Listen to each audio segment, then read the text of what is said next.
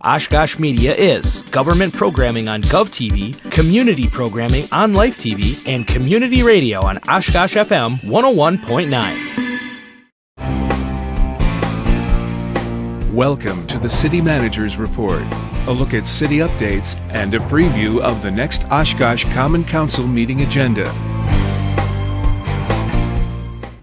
And thanks for joining us for another edition of the City Manager's Report. I'm Andy Radig, and in a moment we'll be joined by our Assistant City Manager, John Fitzpatrick. As usual, in the first half of today's show, we'll have some municipal news updates, including some notes from city departments and things that are happening around the Oshkosh area. In the second half, we'll highlight items from the upcoming Tuesday, June 25th Oshkosh Common Council meeting agenda. And with that, we bring in our Assistant City Manager, John Fitzpatrick. John, thanks for joining us on the show today. Thanks for having me, Andy. All right, glad you're here. So we have a note to pass along right up the top of the show here that the upcoming Common Council meeting on June 25th is actually going to be in a new location temporarily because of the elevator in City Hall is temporarily out of service. So we just wanted to make sure that we let folks know about that. Right. I think there's also going to be a change in venue for the Diversity, Equity, Inclusion meeting on Monday. That's right. So also on June 24th, the Diversity, Equity, and Inclusion Committee will be meeting at the Oshkosh Senior Center, the South Building in the Oasis Room. And you have a note there on screen. So that is located at 200 North Campbell Road, the Oshkosh Senior Center South Building. That's where the DEI meeting will be held on Monday at 5:30 p.m. and the Common Council meeting will be on Tuesday, the 25th at 6 p.m., the normal time, but the venue will be the Oshkosh Senior Center South Building. So we just wanted to make sure that folks are aware. And also just to pass along that both meetings will be televised as usual. Right. So if folks weren't planning on going to the meeting anyways, it doesn't really matter because they'll still be able to watch it in all the ways that they normally would be. Yes. So. And I think an additional note that people will hopefully find helpful, I think if they need to come to City Hall for any kind of assistance and they can't access the stairs, we'll be happy to try to figure out a way to get staff down to them to facilitate whatever their needs are. Since the elevator hasn't been working, it's been challenging for me to get up and down the stairs, but I need the exercise. But there are other people that can't navigate those stairs at all, and we'll figure out a way to help them. Mm-hmm. Yeah, when I have a meeting on fourth floor, I'm a little out of breath myself. Right. So it's very understandable for folks that need a little bit of assistance. Absolutely, for sure. Yes. Okay. We also want to highlight that there is a housing loan and incentive program that is available for residents of the city of Oshkosh. And this is called the Sold on Oshkosh program.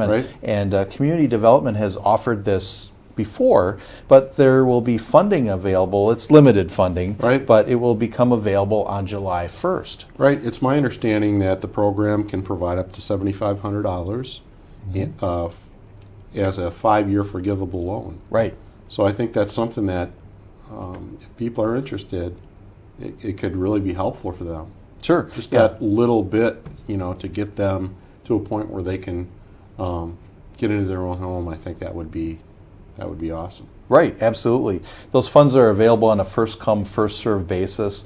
They are subject to funding availability, but they are taking applications, and funds cannot be applied to homes that have already been purchased. So this is for a new purchase. All the details about eligibility, the requirements and terms associated with this are available on the Housing Loans and Incentives webpage on the city's website. Right. So folks can learn more about it there. Right. There are actually other programs that are available there too. Yes. So and I think it's important to take a look at those requirements to see if it is something that will fit your particular circumstances. Sure, absolutely. Okay, and then also speaking of home-related issues and that sort of thing, on the commercial side of things, the notices of changed assessments were mailed to the commercial property owners on June 10th, and those information about that is currently available online. But we wanted to point out that the commercial open book period, which is where the owners of commercial property can get more information about their property value, that period of time is currently open. Right, right. And I know you and City Manager Roloff have been talking about this quite a bit. On not only the City Manager's report, but a variety of other programming for residential folks. So the City of Oshkosh is required, once values fall within a certain threshold, to do a reevaluation, and that's taken place.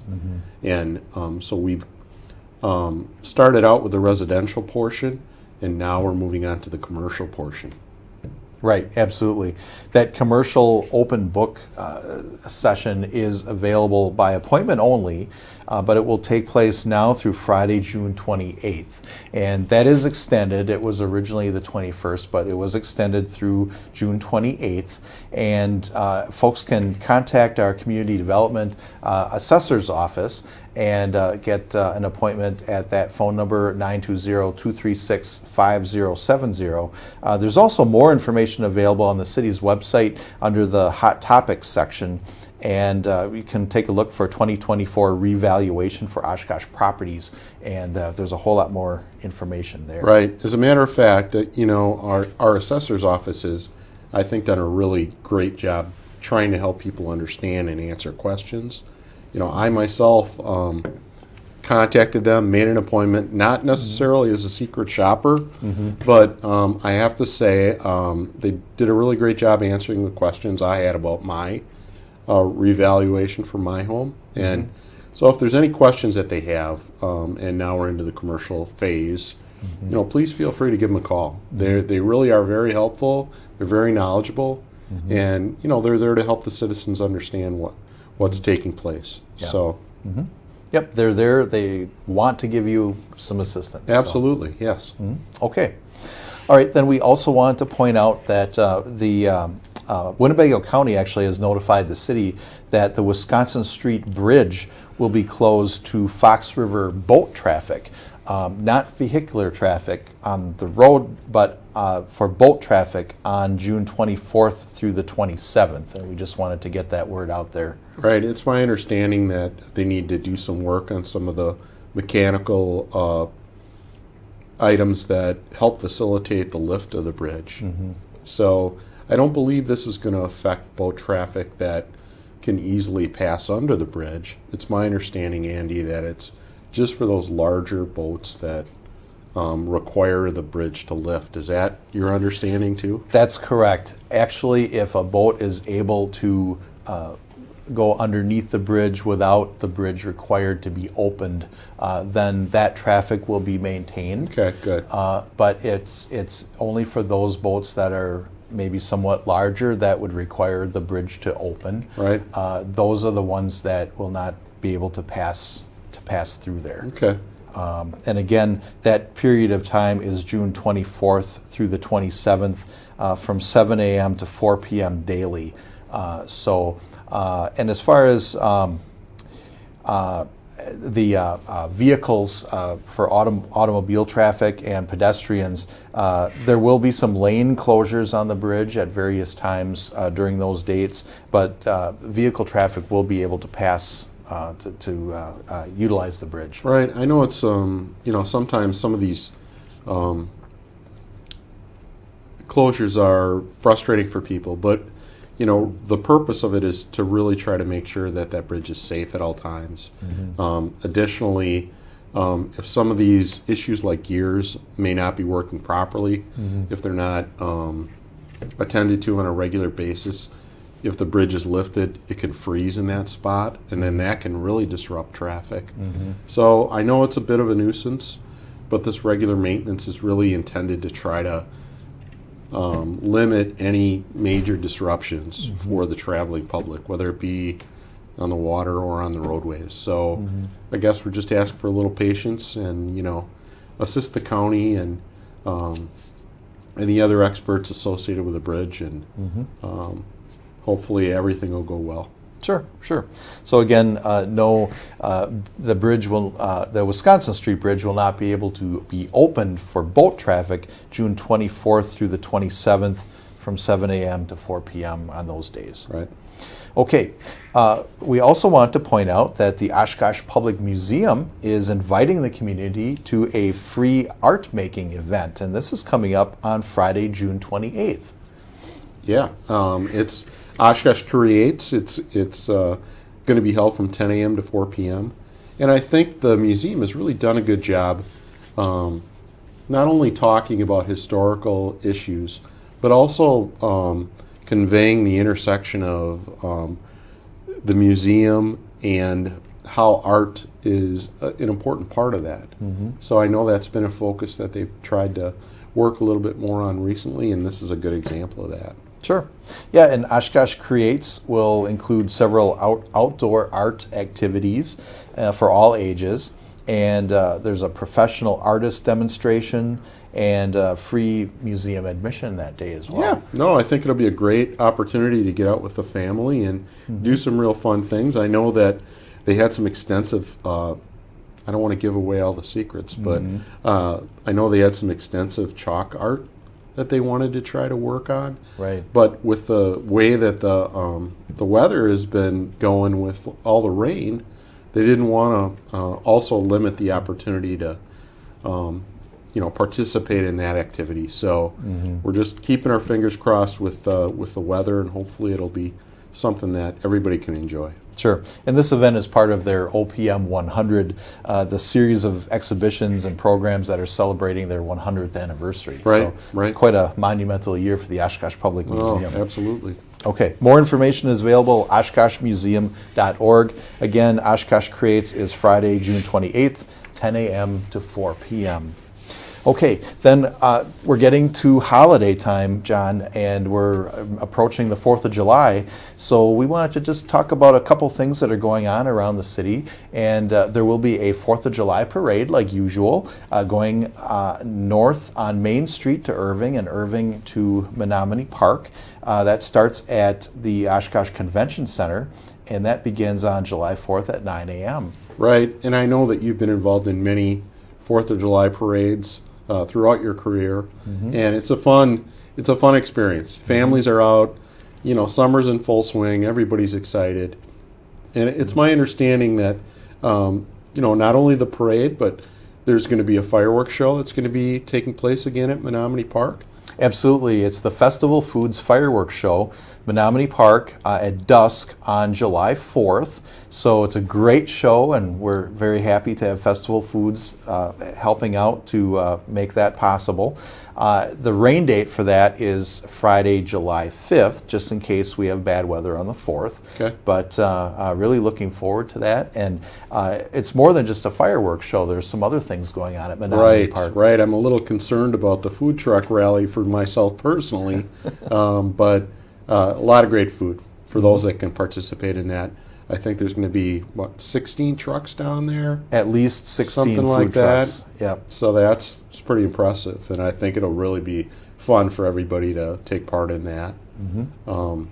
Yeah. And of course, concessions, I think, are going to be open down there. Right. The Reitz Ball Diamonds, there'll be concessions there, and then the food trucks will also be staged throughout the park, throughout Menominee Park. Yeah. So not in one spot, but all over the place. Right. And also the water equipment rentals will be available from 11 a.m. to 7 p.m. So that's another activity to take advantage of that. Right. And am I correct in assuming that Oshkosh Media, for those people that can't make it to the parade, will be recording that, televising it?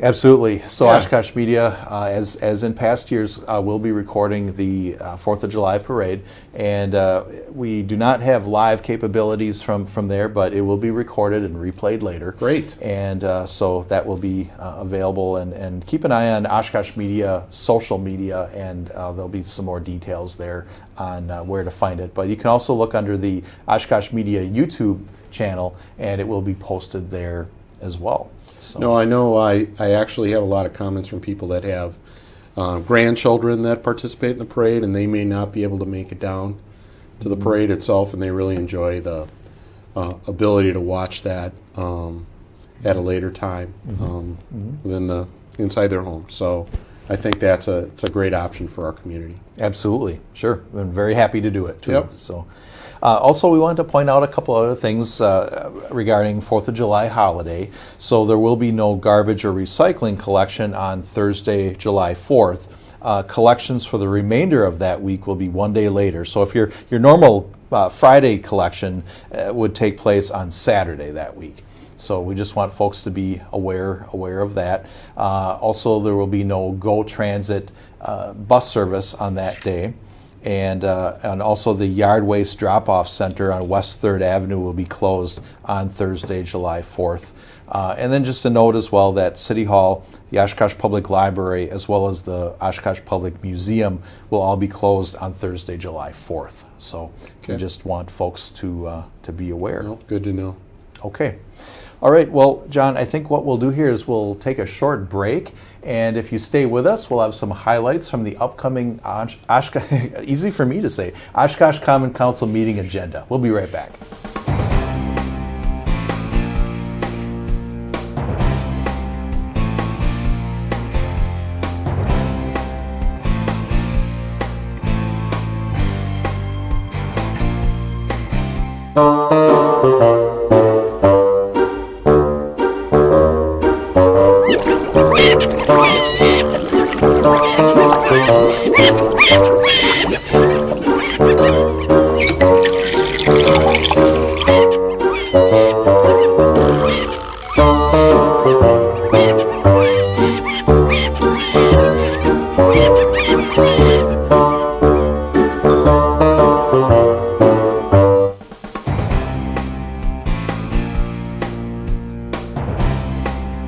And welcome back to the City Manager's Report. I'm Andy Radig, along with Assistant City Manager John Fitzpatrick. Let's turn our attention to the agenda items from the upcoming June 25th Oshkosh Common Council meeting. So, John, it looks like there's a fair amount of items on the upcoming agenda here. We have a couple items that are that relate to the wastewater division. I know that there's an approval of a pilot study and some items that are required for the wastewater plant. There's also a Wisconsin Department of Natural Resources Compliance Maintenance Annual Report that is being approved. And I understand that our wastewater plant has routinely received very high marks for the quality of their work. Yes, I think, quietly, the Utilities Division of our Public Works Department is very proud of the fact that they've been compliant with the DNR and other regulatory agencies for quite some time. Mm-hmm. And this is a confidence report that will be shared with the community. They're proud to report that they don't have any issues. I know you briefly mentioned the pilot study earlier that's taking place at wastewater. Mm-hmm. They're routinely asked to participate in pilot studies because of the high level of performance that our employees have. Mm-hmm. And not only wastewater, but water filtration. That's right. And water distribution. So we're very fortunate to have the people that we do have working in all those areas to try to keep our water safe. The fact that we work on Lake Winnebago with that surface water is very unique in terms of other water sources across the country. Mm-hmm. So the ozone that they use associated with purification of our water is somewhat unique too. So mm-hmm. Although they don't like to speak about it too much, mm-hmm. I know they're very proud to serve the citizens and make sure that everything that they're providing or treating is very safe. Right. I know that all of our water facilities have received very good reports and very good water here in Oshkosh. We're very, very blessed to have that, and a great staff that is very proud of their work in maintaining that. We are. We are very fortunate. Well, we also have an agenda item coming up regarding approving a polling location for the upcoming elections. And this relates to early absentee voting. And so we're looking at a location where we have previously had early voting in Oshkosh and approving that location. Right. It's my understanding that the idea behind this is to try to make it as easy and efficient as it possibly can be for the citizens and also our election workers.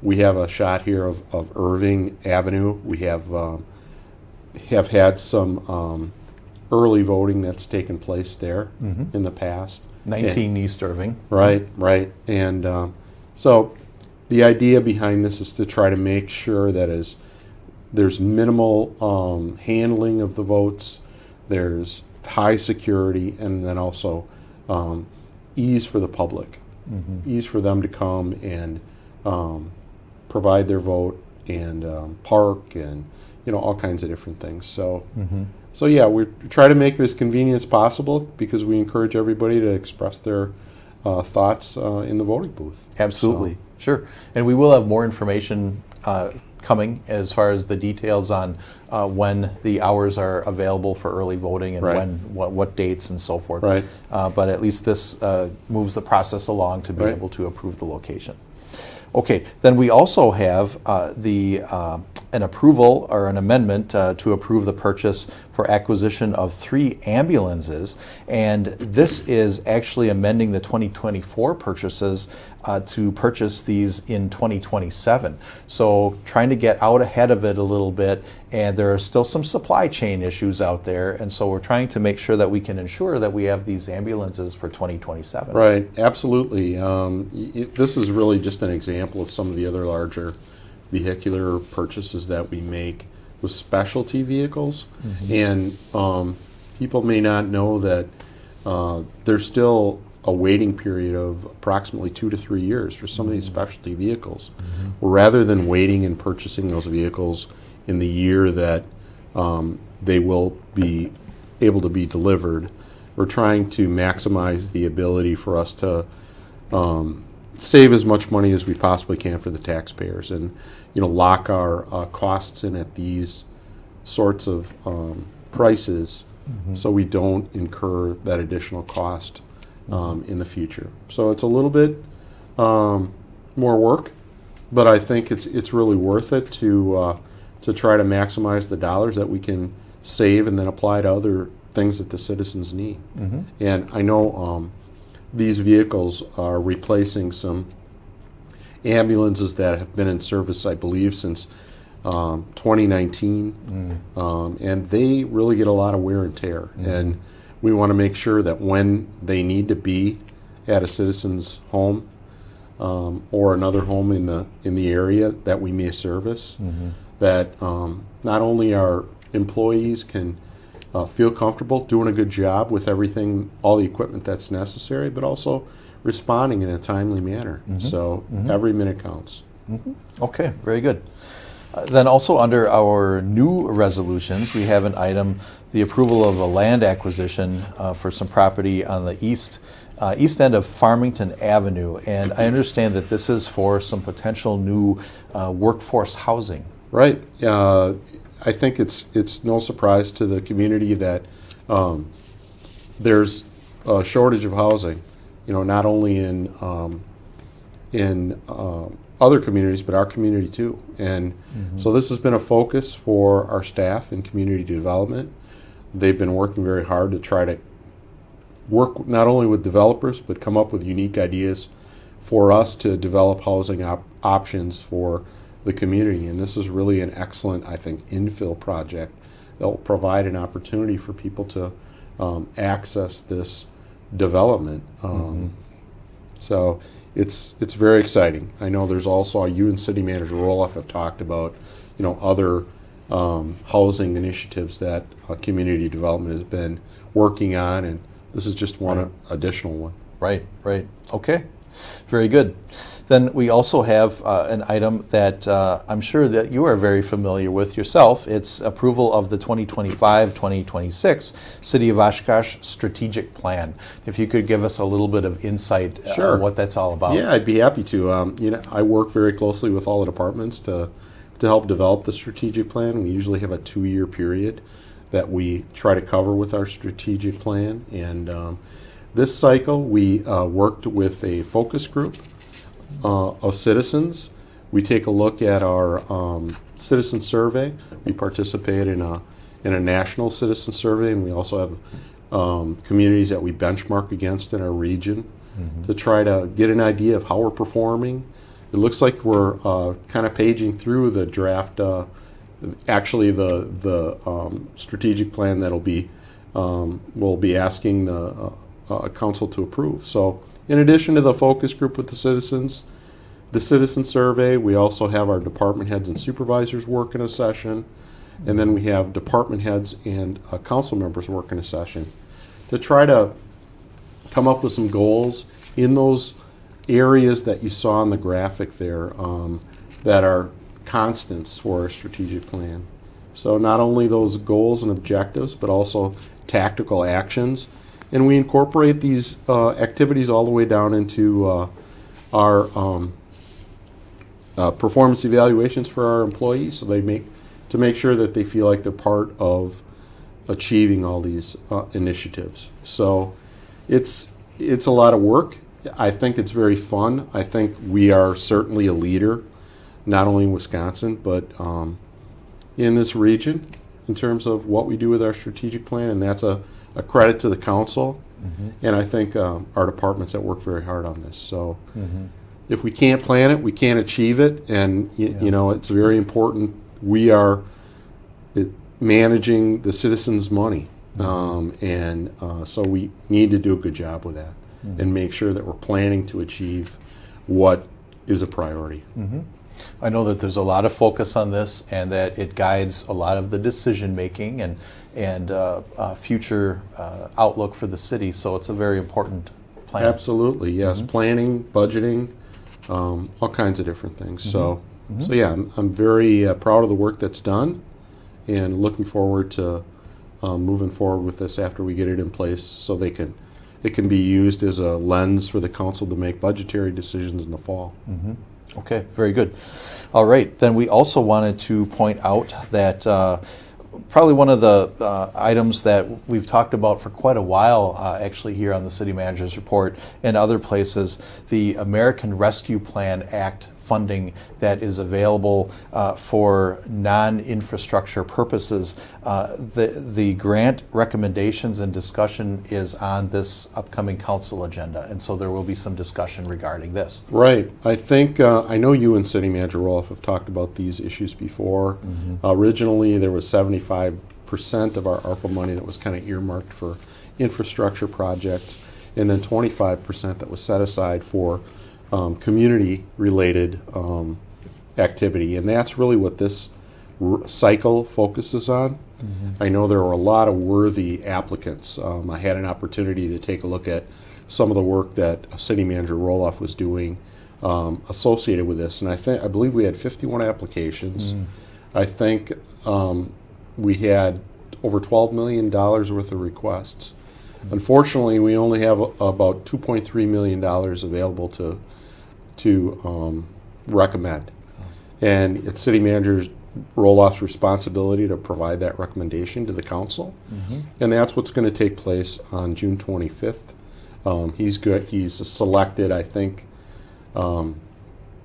several that I think mesh with not only our strategic plan that we just talked about recently, but goals he's been assigned by the council and priorities that we're trying to achieve, so we can again maximize the application of these funds to realize the goals of the community. Sure.